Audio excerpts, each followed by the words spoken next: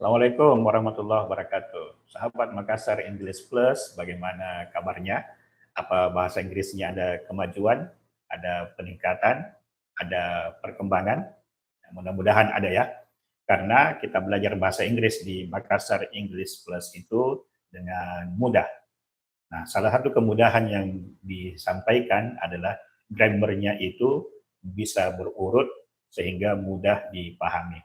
Nah, salah satu dasar grammar yang para pelajar bahasa Inggris di Indonesia banyak sekali kesalahannya adalah bahwa setiap kalimat dalam bahasa Inggris itu harus memuat berisi kata kerja.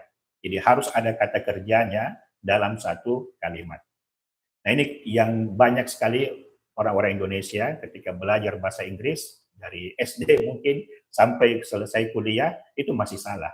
Misalnya begini, kalau kita bilang dalam bahasa Indonesia, saya bahagia atau saya senang, apa bahasa Inggrisnya? Nah, mayoritas pelajar yang salah itu berucap seperti ini. Saya bahagia, dalam bahasa Inggris I happy. I happy.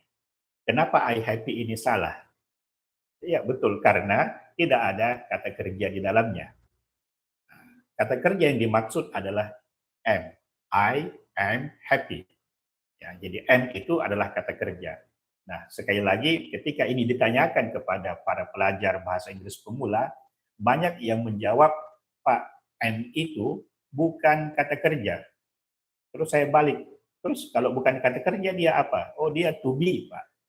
Terus to be itu apa dalam bahasa Inggris? Ya, to be.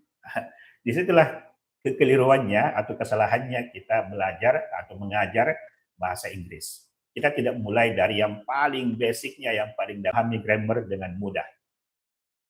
Ya, kita juga melatih supaya bisa cepat berbicara dalam bahasa Inggris dengan kalimat-kalimat yang benar tentunya dan juga lancar. Jadi ingat ya, hukum dasar grammar bahasa Inggris itu adalah setiap kalimat memuat kata kerja. Terima kasih, kita jumpa di video berikutnya, di pelajaran berikutnya. Assalamualaikum.